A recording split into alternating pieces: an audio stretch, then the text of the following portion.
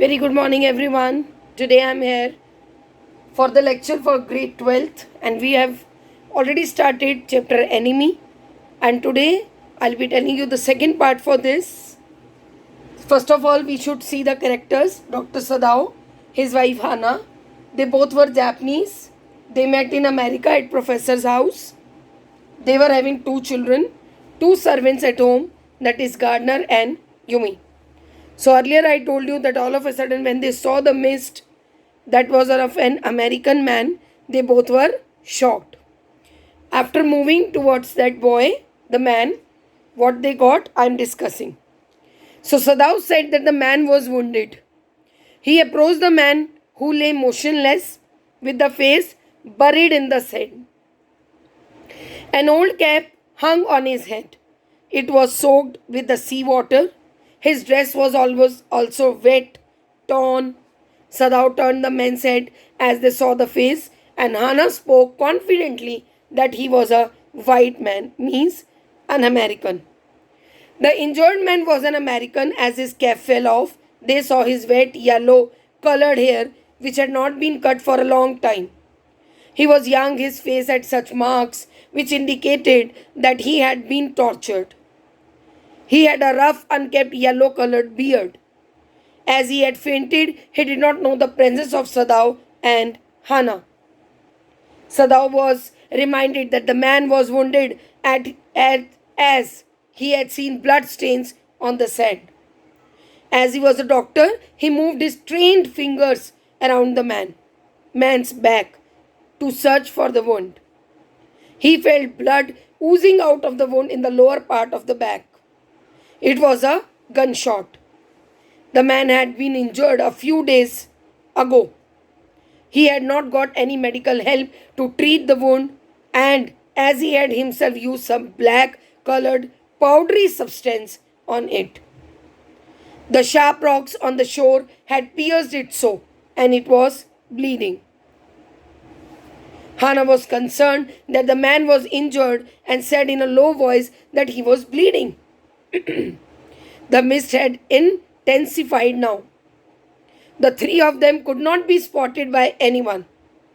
Moreover, the fisherman and the rag pickers did not visit the place at that time of the day from where this man came. Now, Sadao answered to himself and said that the best thing was to put the man back into the sea. For a while, he has taken the sea moss and put at the place from where it was injured.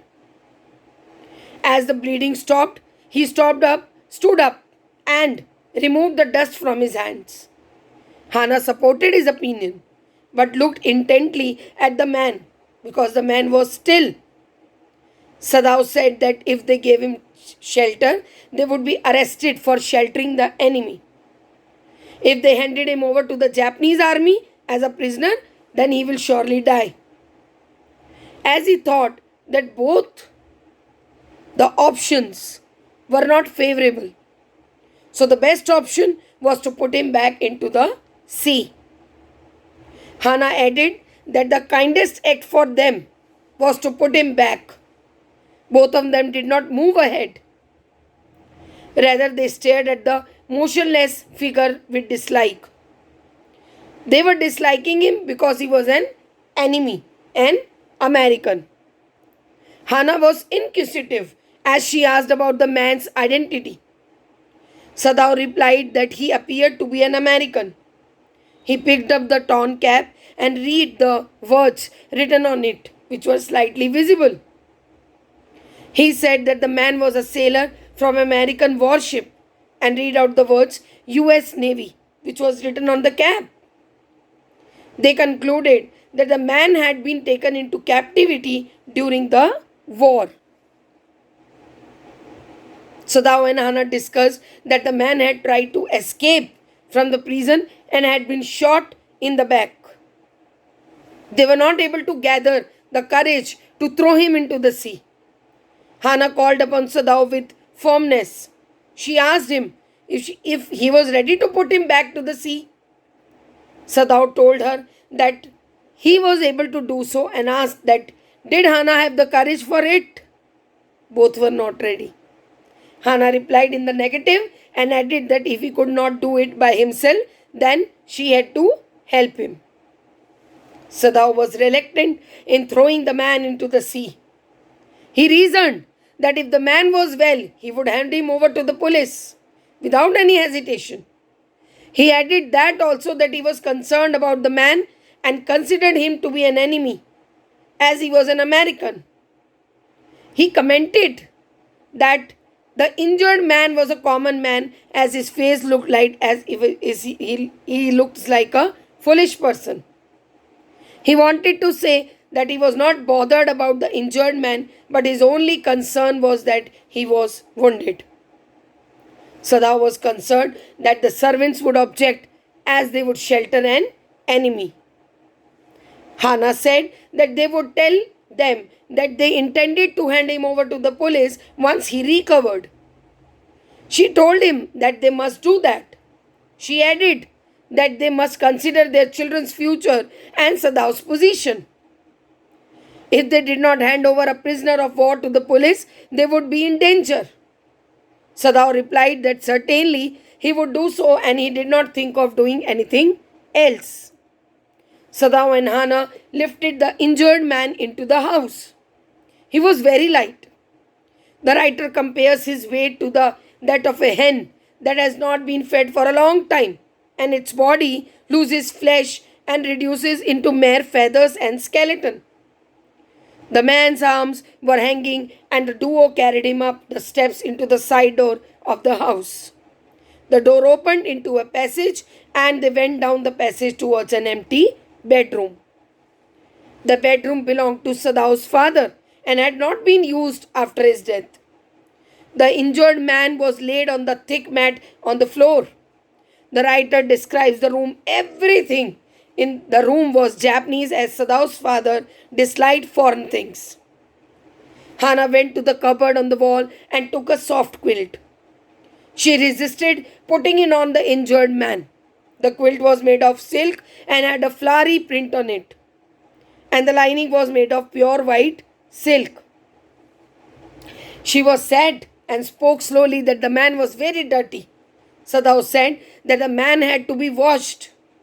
Sadao asked Hannah to get hot water so that he could wash the man. Hannah did not want that Sadao should touch the man. She said that they would ask the servant to wash the injured man. She would call Yumi to leave attending the children for a few minutes and wash him. Sadao thought for a moment and then agreed with Hannah. He asked her to call Yumi while he could call the other servants. Before he could go out, he saw the injured man's face. It was so pale that he stopped, bent forward and felt his heartbeat to see that if he was alive. The heartbeat was very faint, but it was there. Then Sadao placed his hand on the man's heart to feel that it was also beating. Sadao concluded thus that the injured man was alive. He was not dead. Sadao commented that if the man was not operated upon, he would surely die. He added that even he was operated upon and saved, he would die at the hands of the Japanese army. So either ways, he would die. Hannah screamed with fear and asked Sadao not to save the man. She feared that if he lived, they would be in danger. Sadao questioned that what would be the implications if the man died. He looked down towards the injured man and wondered that he had a lot of energy which had kept him alive through such torture. He countered his thought with the fact that the man was very young. He seemed to be 25 years of age. And at that age, people do have a lot of energy. Hannah asked him that did he mean the man could die during the operation? Sadao confirmed her question. Yes, can be a chance. Hannah was pondering over his possibility as she was taking time to reply. Sadao left. He said that something had to be done with the injured man irrespective of the result.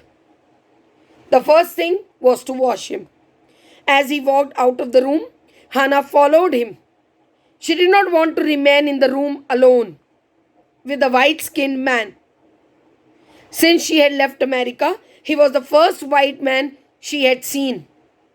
She had no contact with the Americans, whom she had met as they were her enemies. This injured man was also an enemy and was a threat to them. Hannah turned to the children's room and called out to Yumi. As the children heard her voice, she went inside, smiled at them, and played with her 3-month-old son. As she held the baby, who had soft black hair, she motioned with her mouth to Yumi, asking her to come. So, here I am ending the part 2 of this chapter. We'll meet you in the next. Thank you. Have a nice day, all.